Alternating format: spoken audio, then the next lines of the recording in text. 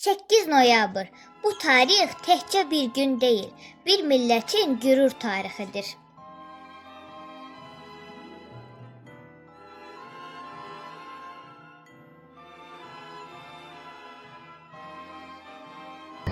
Hello dostlar, biz bugün sizlerle birlikte muhteşem bir vlogun içindeyiz. Bilirsiniz ki bugün 8 noyabr Dünya Azərbaycanlıların Zəfər günüdür. Bugün 44 günlük müharibə ərzində işğal olunan Şuşa şəhərinin Zəfər günüdür.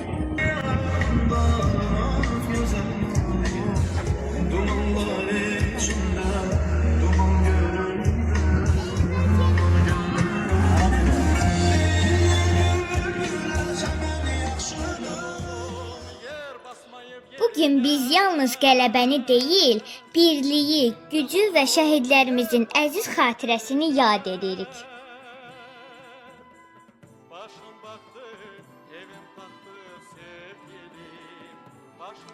Milli ordumuzun cəsarəti ilə yazıldı Zəfər tarixi.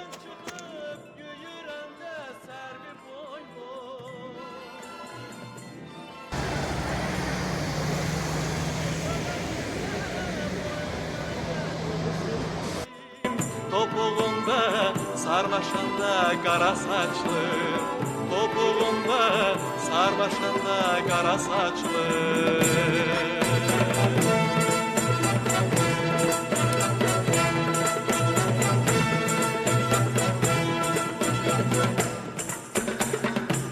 Biz fəxr edirik qalib ordumuzun qəhrəman əsgərləri ilə.